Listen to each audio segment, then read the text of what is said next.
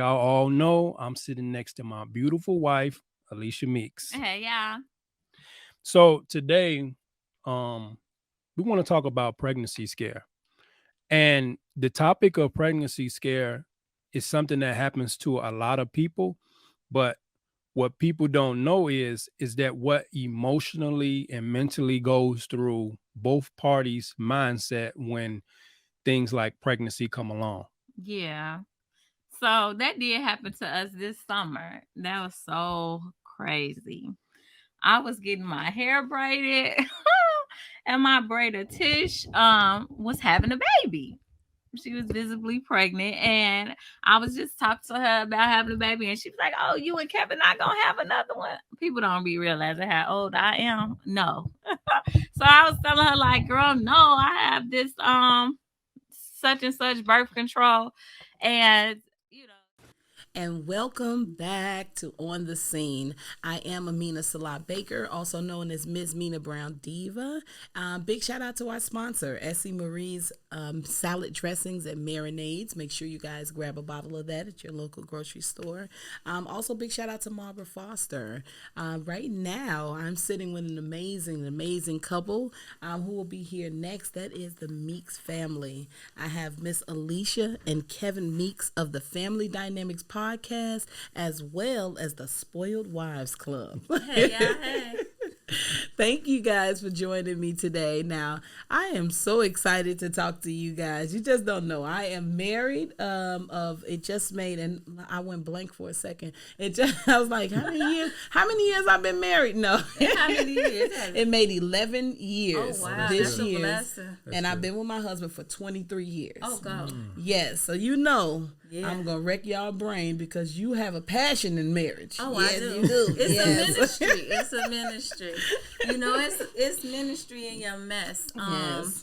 Spoiled Wives Club came about because I wrote a book. It's called When the Soul Cries, and that was about me being in a domestically violent marriage with my daughter's father. And after overcoming and surviving that domestic violence, then God blessed me with my current husband. Amen. And after he found out like all the stuff that I went through and all the sacrifices that I made for my daughter, then he wanted to spoil me because he felt like I deserved it due to all of that sacrifice. So he's the founder of He's the founder of the Spoiled Wives Club. And when I Yeah. read that, I said, oh, I'm a spoiled wife. I need to be in this club. I was like... And it's not just spoiled with material items or financial things. Like, he knew that I had never had a man pray for me. So like, he went on Facebook Live and prayed for me. It's things like that, like when a man spoils you with more than material things. Yes. Because I'm a successful woman in my own right, but I like to, I like To lay back. who don't like material things, but time, attention, loyalty, you know what I'm saying, friendship, all of those things. So Spoiled Wives Club is for wives and women who aspire to become wives. So we're just here like encouraging each other, like what you were just saying. We have a private Facebook group. Okay. And we encourage each other in there. Sometimes people put in anonymous situations that they may be going through in their marriage or relationship, and then ask for advice on marriage, or or the women who aspire to be married, they also come in there and make their comments and ask questions, and we just fellowship, we laugh, everything.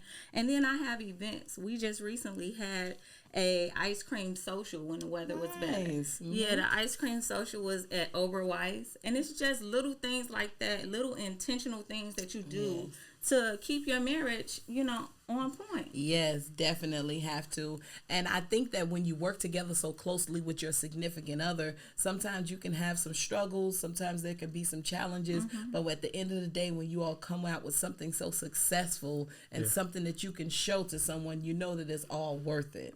Now, Kevin, I see that you are an author, illustrator, and also motivational speaker. Absolutely. Yes. Tell me a little bit about your experiences and how you led yourself to be in these so many amazing things. So, I think that the things that we go through and the things that we've been through, like, they're a conglomerate, right? So me being a motivational speaker, it just comes from me talking to other men, talking to other guys, and not really having that guidance as a young man. So really giving myself each and every day to other people that, want and need that motivation. So me becoming a motivational speaker, I really don't call myself a motivational speaker.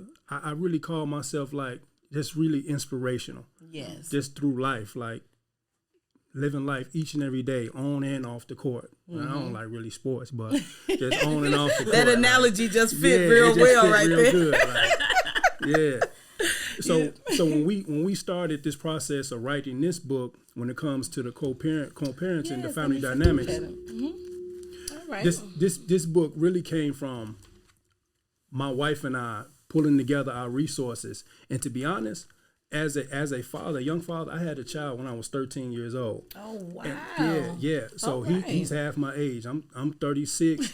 My son is 22. So when I got into a relationship with my wife, and she was just really showing me so many things that I didn't have to accept.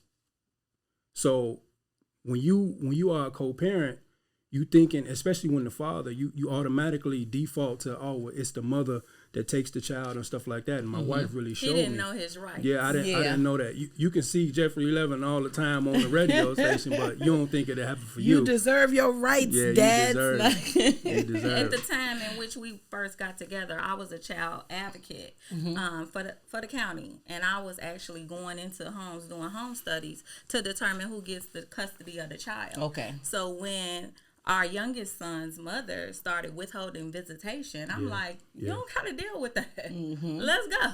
Because a lot of men don't know that They don't don't have You to don't deal have with to that deal stuff. with that. It was seeming like he felt like he had to jump through all these hoops and walk on these eggshells. I'm like, you do not have to deal with that. You have rights. That's your son. Yeah, it's Yes. Exactly. And so that's why we have custody of our youngest son. Absolutely. Yes. We And I actually guess went that's to what you call a blended family. Absolutely. Correct?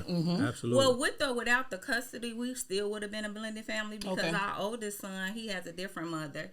And so we're still a blended family. And then I came into the marriage with my daughter. We don't have any children together. Oh wow. But yes. our It's youngest such a son, beautiful with him living in our home because we have custody of him, then he's full-time in the home. Both of our oldest children, our daughter is at Xavier University in New Orleans. She's becoming a gynecologist. And then our oldest son, he's at Eastern. He'll be graduating. So our youngest son is in the home, but that's what I had to do. I had to tell him because he just was so he felt like bond, defeated like almost. it was like he like couldn't even do bondage, anything. like, Because it's yeah. what you see, like, growing up. You see other guys like, oh man, I just pay my child support or I don't. Exactly. And then that's it, that's all. And my wife kind of showed me like, no, that ain't how you got to do it. And a lot of us men, we wait till, I'll wait till the child 18. But growing up without a father, and then your father try to come into your life after that time, the damage is done so It much is, that I yes. try to motivate men like, man, you need to get in now. Yes. And especially with the blending process that we went through, like you have to be 120% in, even into the bonus children, Yes. not stepchildren, but the bonus children, because you can either hinder the life of that child because they have so much resentment, Make it better. or make it better. Yes. So And a lot of people, I think I noticed that with the blended family, sometimes it's a challenge for the child, because they don't know how accepted they'll be by that new parent. So I think that's like a scary situation sometimes. But when you do have a parent that is open and they are showing that love and that support and they know that they got that, then it's like, okay, this might work, huh? This might be something to do. It is encouraging when you have two parents that are coming together, such as Kevin and I, but we had our, amount of challenging with this blendedness. It's exactly what it sounds like, blending. Like it was a lot. Yeah. It was, 3 children from 3 different environments. Yes. I was raising my daughter my way because I didn't have any resistance because I had full custody of my daughter. So then Kevin come in like, them leggings, guys.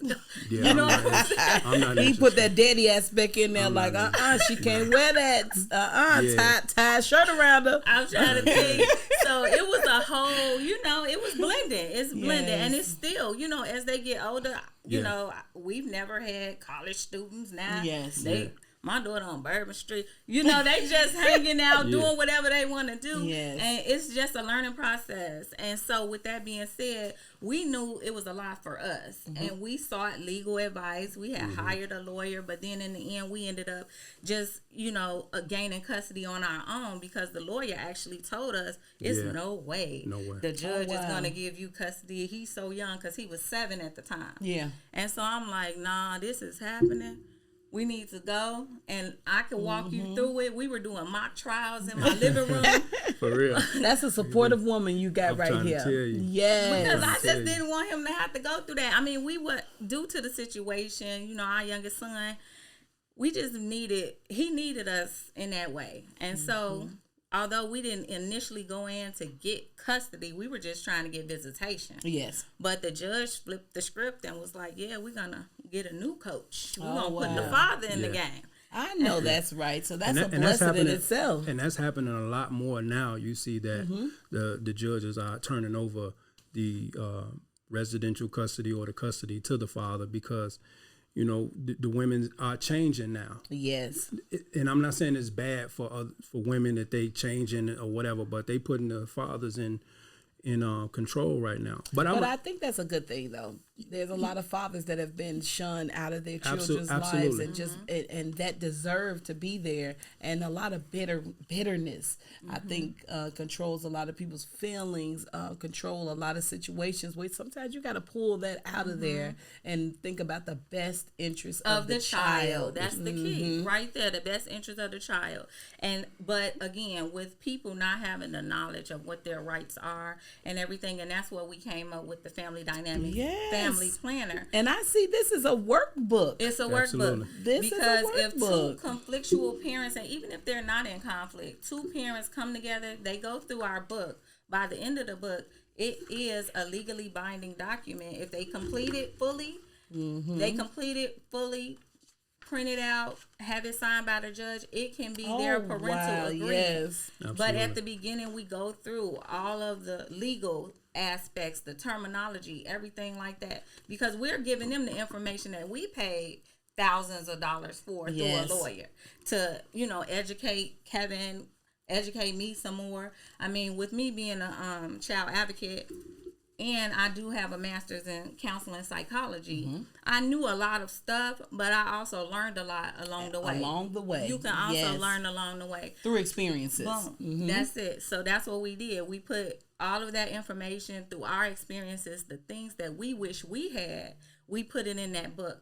And so we want to help somebody else out so they don't have to, because the judges don't want to make the decisions for you. Yes. They would much rather prefer for you and the other parent to come together figure it out, and come to an agreement on your own. That's the first step, actually. So no matter what, you would benefit from our book if you are in court trying to seek visitation or custody, because the first thing the judge is going to do is send you to mediation. And in mediation, they're going to ask you to come to an agreement. Yes. Because the judge does not want to have to run your household. And isn't it so much better for us to be adults? Yes. And come to agreement? So this goes through everything, the extracurricular activities, the holidays. It just goes through every single aspect of what we had to go through. So we just want to help. Yes, and I see you guys have a lot of tips in here. Again, guys, this is a workbook, so they have like assignments in here, different steps, questionnaires, kind of how to figure it out. So if you are starting a blended family or just different situations, this book looks like it actually will help you tremendously. Now, the family dynamics, along with the planner and the book, you all do a podcast. Absolutely. Yeah, so let's talk about the podcast. Because I asked Kevin, I was like, you nervous? He's like, Dude. he kind of shrugged his shoulders like, man, I'm good. I do this. That's what we do. It does. So tell me about the experience about you guys running this podcast. Look, the podcast is really like we're letting you in on conversations that we have on a daily basis, issues, triumphs that we worked out. Like the family dynamics is comprised of the Spoiled Wives Club, our life as a blended family, co-parenting, and just really you get a front row seat into the things that we've been through and life experiences into this. And Like, this is my life. Like, I ain't got It's nothing real else. life. It's the Yeah. real. It's We real life. disagree on different topics on I there. know. All the We time. agree, All the and then time. we also allow our children to be involved. Nice. Our two oldest were at home from college one weekend, and we said, "Okay, come on downstairs." We give them a voice, Yes. and sometimes you don't know what they may say because we ask the hard questions, like, "So, since I've been married to your father, how have you liked it? Is there anything you didn't like about it?" We used to check in with our children on a monthly basis to see, like, how's it going, because it's a big difference. It and is. it's pressure. We don't want it to be pressure. They come from their alternative parent house. I don't ask a question. And I, promote. With my daughter and her stepmom, I promote that. Like, so you had fun with her? Even though she curled your hair. Even though I'm not okay with it, but I'm like, girl, it's cute. Yes. It's just that It's encouragement. about letting them know it's okay. Yeah. Like, Yes. it's okay. You can like her. Yeah. And one thing also, I think what it is the aspect of saying, I'm not trying to take your mom's place. Exactly. I'm not trying to knock your mom out of here, but I am that other motherly role that's here for you, supportive, and you can trust in me. Because a lot of times that are with bringing children in, it's a trust issue. Can I trust you? Can I talk to you? Can I even let you know some of the things? And then we have a lot of jealousy even. Sometimes the other parent can be jealous of those situations. Like, well, I don't want them talking to you. I don't want them telling you all these things. But when you are blending those families together, that's why I think the book, the podcast, all of those things are like a teaching lesson. It is. It's teaching people as they go along. So the one thing that I think a lot of people always ask when it comes to a blended family, like, how do we really do this? And the one thing that we did, how we started, was as a united front. Whether we liked it or not, it was a united front. I don't disagree with her in front of her. Whatever we discussed or whatever we put in place, I may not like it 100%. She may not like it 100%, but that's just is what it is.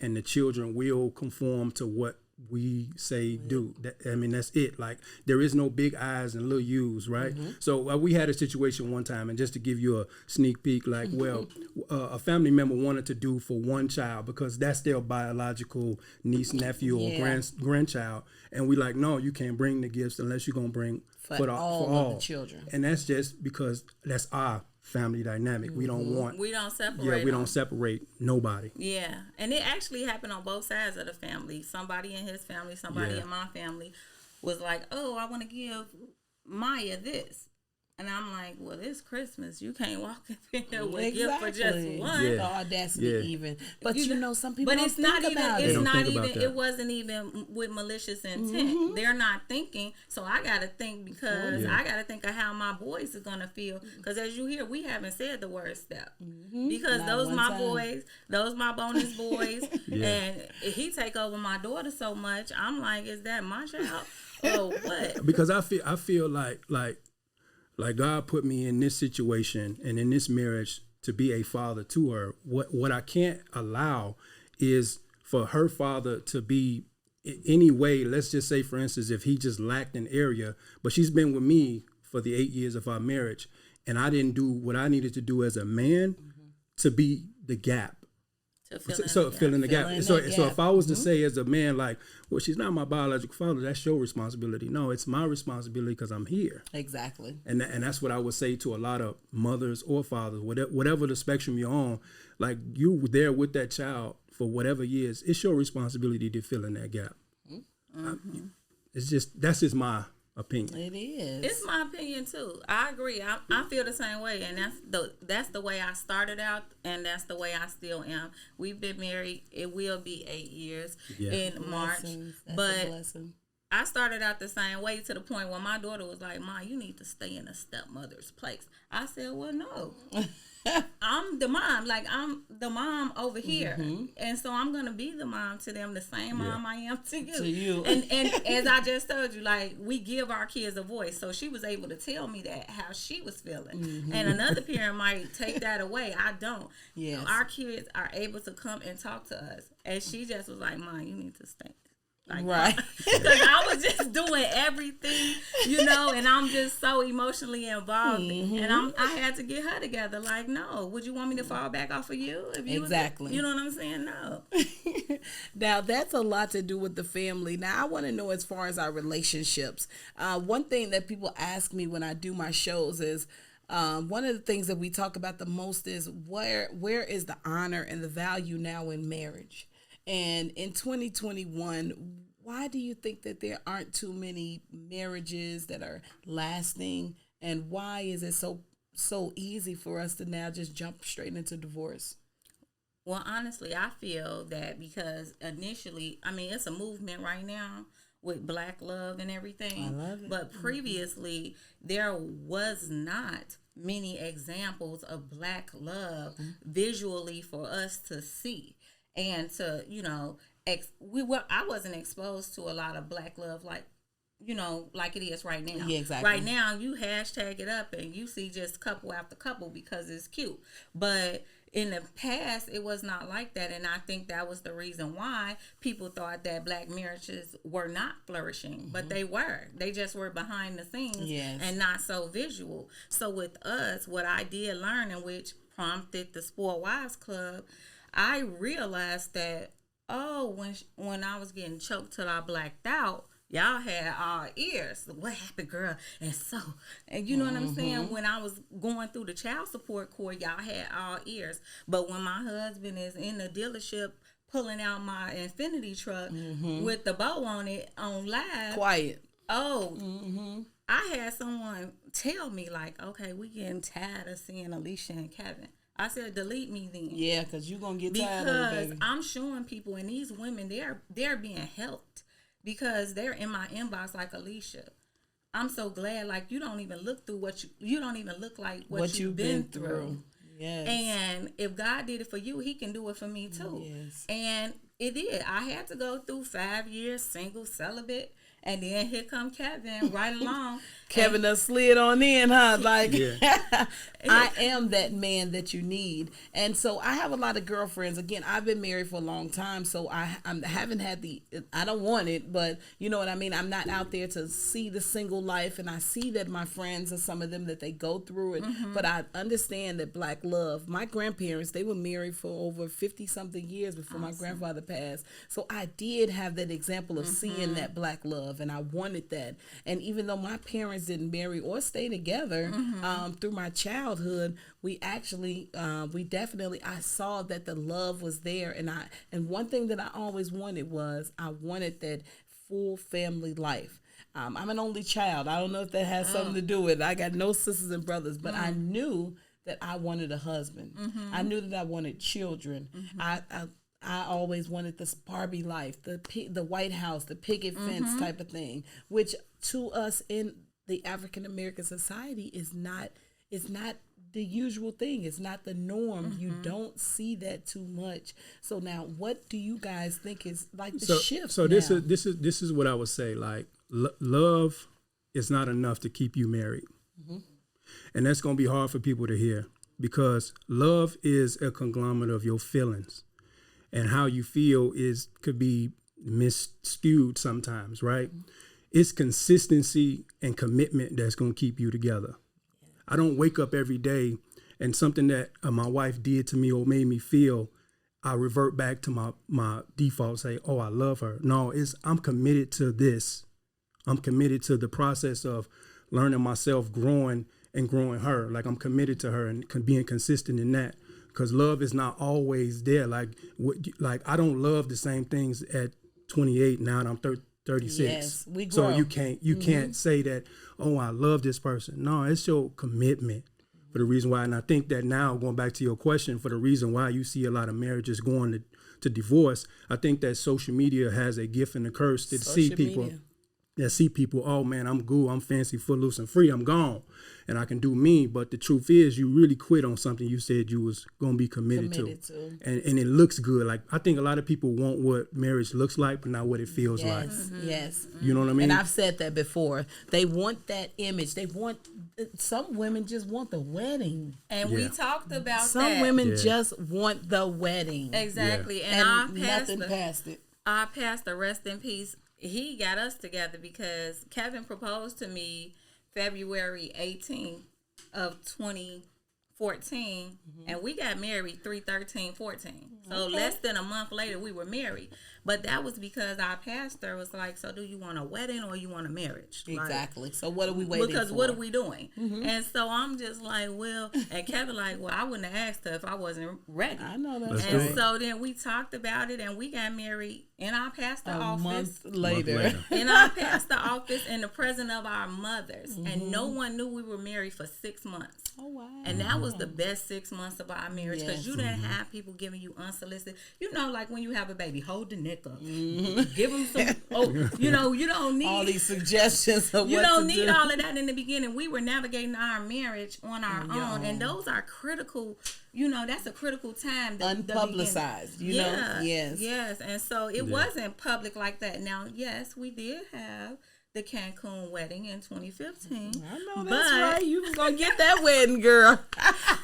You know what I'm saying? So, yes, we did end up having a beautiful wedding. Yes. But that wasn't the focus of our marriage. Our marriage was just exactly that. It was a marriage before God with us, and only our mothers were there. And I'm thankful because my mom died recently. And so that's May she another rest in family peace. Thank you. That's another family dynamic. Grief. Yes. I'm sure I've been a whole hot mess because my mother wasn't sick or anything, and it definitely took me through a loop. And then my husband is here picking up the pieces where I left off. Yeah. Because I just kind of checked out for a minute, you know, and it's not okay. You know, I just did. And so you go through these different life experiences, Yes. and you are either committed or you're not. And that's what he's saying. Like, love couldn't have kept us through that. No, you can't. No. Love I mean, can't It's be through way that. deeper than that. Absolutely. Way deeper. Yeah, I mean, we Absolutely. definitely love each other, but you have to be committed, and we are committed to the process. We're not ashamed to say we keep counselors and therapists on deck. I go to grief counseling. We go to marriage counseling together. And even when things are good, we still check in with our counselor because you don't call, you know, you don't have the phone number for the fire department only for a fire. You know what I'm saying? You have to just have it on deck in case of a fire. Yes. So we check in with our counselor on a regular basis. So then that way, when something does occur, we don't have to bring her up to speed. Exactly. You could, her or him. This is what's been going on. Yeah, and I say her or him because we have a female marriage counselor and a male marriage counselor. But nevertheless, we keep that on deck because it's healthy. And I think that, you know, just speaking to your, and I'm just a male, right? So I speaking to the young ladies who are your friends or they single or whatever, Yes. either they can find a spouse or they can't, or they in and out of these relationships. A lot of times, and I see it with fellas too, like you looking for a finished work. Like you looking for a finished product to have, you know, the money, the physical attributes and the emotional stamina. Yes. But that's not what real relationship is, because no one's finished, and you looking for something finished, but you really gonna never find it. Exactly. Like we got married so quickly because I said she has some raw materials, right? And I can work with that and I can deal with that. And we've been good thus far. And I've been able to be consistent and being committed to that. So, and I've grown like immensely just from being in this marriage. Like I wouldn't Both trade of it you, in. I'm sure, have grown tremendously. Man, I wouldn't trade it in because I think that some parts of our marriage and our relationship was for me to see something that I wouldn't have, no one would ever tell me. Yes. You know, like people will let you be in situations and then you get out of it and they'll say, well, yeah, I don't think you should have been in that, bro. Like you should have But really got after the fact. after the fact. After the fact. Like, But now- now you tell But me. now my partner, she nudged me like, yeah, babe, that's not a good look. Yeah. You got a little more angry than you should have. You was a little emotional on that one. Or, hey, pick up the pieces. Come on, let's go, buddy. Yes. Let's go, buddy. And vice versa. He You know do the what I same mean? to me. He calms me down. Y'all can see I'm kind of angry now. But he calms me down, you know, and he brings me perspective. I will say I had an issue last week, and my husband worked nights. And so I was on the phone with my girlfriend. I'm like, I can't wait till Kevin wake up. Because I was flaming. I was so upset. But then once he woke up, he called me and he gave me a twist like, maybe God didn't want that to happen. Yes. And maybe he holding you back from something. He don't want you in this situation. And so his whole perspective, and he just be so calm. Y'all see, he's so calm. And he just calmed me right down because I didn't think of it that way. Yes. And I legit, and I was laughing because that was the second time that happened where I'm with my friends and I'm like, I just can't wait till Kevin call. You know, because I'm just so used to his friendship that I need like that. Like he'll tell me, and then he'll tell me when I'm right and when I'm wrong. Like, no, you went a little overboard on that. You know what I'm saying? And it's the same thing. So it's a blessing. I will just say it's a blessing. I can agree to that. It definitely is. And some of my girlfriends, I definitely tell them, like, when anything happens, and some of the best things that happen to me, that's who I want to call. You know, like, who else do I want to call other than my best friend, my husband, to tell him this good news? So, yes, that partnership is golden. That's what I would say is golden. So I'm very, very proud of you guys. Now, Miss Alicia, before we get towards the end, I want to talk about your new book. Oh, what? Yes. Come on, bring me this book. Yes. Here it is, Yes. here it is. The Journey to Becoming a Spoiled Wife. Yes, 10-step program. So just quickly tell me how you created this wonderful creation, okay? Uh-oh, I opened it up, and step 3 is unlock your sexy, ladies. Hold on now. Yes, you taking us there. Tell me about this book. It's just real, and if you read through the book, it definitely is real. It's just like, girl, learn how to cook. Put your phone down. You know, those are 2 other chapters. You know what I'm saying? And it's just what I've learned through becoming a spoiled wife. Yes. And so many people had been been questioning me in the group or in DM, like, so what did you, well, the first step was I got myself together. I was single. Like I said, I was single for a whole 5 years. Yes. I went back to school. I got my master's degree. I got another job. I started working for the county. You know, I was getting myself together. I was exercising. I was finding a new church home. You know, I was focusing on me. And me and my daughter were in counseling every Tuesday for a year straight. Because I figured, you know, if I feel away because of this situation, and me and her dad, something. You know, because she was born into a marriage. I didn't have any children out of wedlock. She was born into a marriage. She was used to having her father in the home. Yes. You know, no matter how good or bad that was, but she was used to it. And so, you know, you have to get yourself together. So the journey to becoming a spoiled wife, to be totally honest with you, if I just had to keep it 100, Kevin.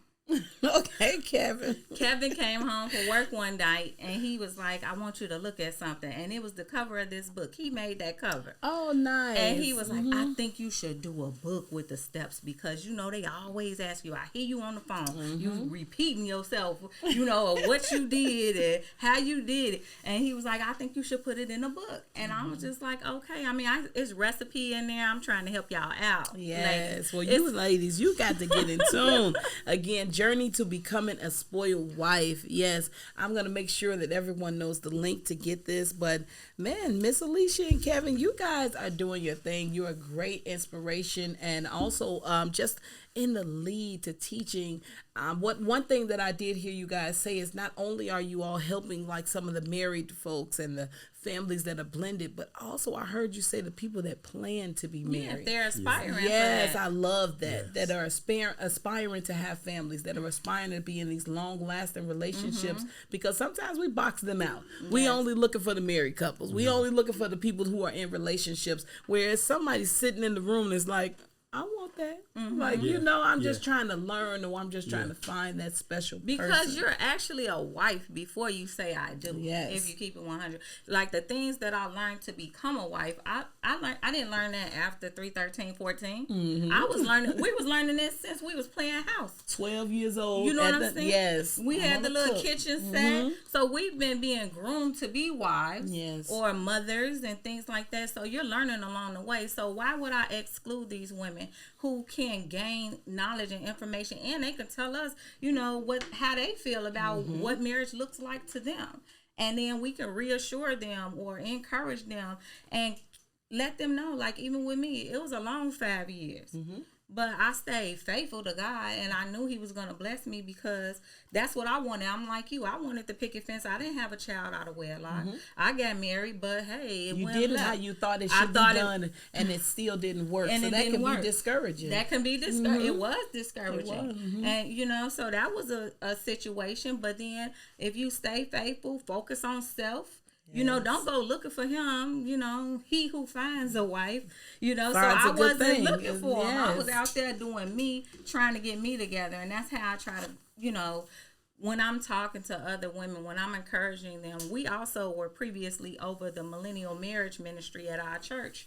Our last church home, we were over the marriage ministry, and that was some of the things that we would talk to about, you know, to the other couples about, like, you know, just staying faithful and then encouraging someone else, because you can't just keep all the information in your home. You also have to give back to the community, and in the community, we're also talking about women. Yes. Well, she gave Kevin that look like, you heard what I said. It's deep. So yes, again, you guys, 2 books from the Meeks family. We have the Family Dynamics. This is a planner. It is something that you can work with step by step, just learning, going through those steps to creating the right family dynamics, making sure that the blended family is done correctly, making sure that everyone is treated right, and that we start on the right path. And then also we have the journey to becoming a spoiled wife. Like, I need this today. Like, I can't leave it. I got to get my copy while we're here. Okay, so just let me know what I got to do. And then if they're in a situation, When the Soul Cries, that was my first book. I'm a 2-time author, but my first book was When the Soul Cries, and that has my story uncut about everything I went through when I was going through that domestically violent relationship. It's called No More Tears, my chapter of the book, because it's me and other women that came together and collaborated and put all of our stories in a book.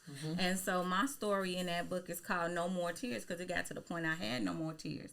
And so nothing more to give. Some people, if you look at this situation here now, I hate that too, because I don't like when people judge a book by its cover. It look good, but life hasn't been no crystal stairs. Yes. And so I want you to read, you know, look what I went through, and I'm still here. That can encourage somebody, because it's a thin line between, you know, just giving up and being discouraged. So either book, you know, all 3 of the books are all good. 3, not either. We need all 3. You can find something, but Spoiled Wives Club on every platform, TikTok, please. Instagram, Facebook, YouTube, and then Family Dynamics is also on all platforms besides Twitter. everything but Twitter. But as far as your podcast, so we can listen to the Yes. Family Dynamics podcast on Instagram, Facebook, Apple, Spotify, all your streaming platforms. any platform you can find it. Just you know, search the Family Dynamics, and you can put Meeks behind it, and it'll come up. And if you need a visual, because some people are visual,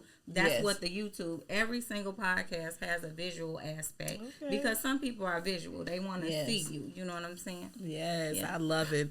Well, you guys, this has been an amazing talk with Miss Alicia Meeks and Kevin Meeks. They are the Meeks. Yeah, so on behalf of On the Scene, we have a gift for you too, because we thank you so much for coming to speak with us today. And you're such an encouragement to others. I would like to, on behalf of Miss Barbara Foster and On the Scene crew, we have a mask and also a t-shirt for you guys. Yes, you are officially a part of the team. Right now. Thank you. This is super cute too. Yes. I like the new logo. Yes. Isn't it cute? Yes. Indeed. So you guys make sure when you take your couple pictures, you send this to us, and Absolutely. we can put it on the site and everything. Oh, and I have gifts for you all too. They're in that bag right behind him. I could give it to you guys after or what have you, but I bought you guys Appreciate it. You know, a gift as well. Oh, thank you so much. It's truly appreciated. Oh, come on. Bring them gifts on over. It's the blue bag right here. Right here. We got time. It's right here. Yes. Thank you, Deshaun. And so it's the same. It's out of my Spoiled Wives Club. If you go to spoiledwivesclub.com right now, it's t-shirts, apparel, the books, everything is on there on spoiledwivesclub.com. And so I gave y'all an option between 2 shirts. This one says spoiled, but I'm worth it. Okay. So whoever wants that one. Yeah. Look, she's like, that might be me. And then this one says, I have absolutely no desire to fit in. I know that's Be right. you. Do you. You understand what I'm saying? So, and then it has just my QR code on there. You can go directly to the website like that. But yeah, just whichever one. She fancy. You see it, Spoiled Wives Club. Thank you so much. I truly appreciate you guys coming. Again, you guys make sure you follow them. Family Dynamics on all social media. Also, they have the Spoiled Wives Clubs. I want you all to get in tune with them. Make sure you support and grab these books because they are so inspirational. I feel like anyone that is starting those blended families, who's going into marriage, who's just trying to learn how to do the right things, they need some of these help. They need very these beneficial. Very. It's very beneficial. All right. So thank you guys so much. This has been another episode on the scene. And today we had Alicia and Kevin Meeks. Thank you guys so much for coming. No, thank you for having us. Big shout out to our sponsor today. That is Miss Ashonia. And I hope I'm saying that right. I'm always like so worried. But yes, Ashonia Scott. Definitely you guys make sure you go check out Essie Marie's salad dressing and marinades. Definitely. Big shout out to Barbara Foster and the whole On the Scene team. I appreciate you all. I have been Amina Salah Baker, also known as Ms. Mina Brown Diva. You guys, thank you again, and we'll see you next time right here with On the Scene.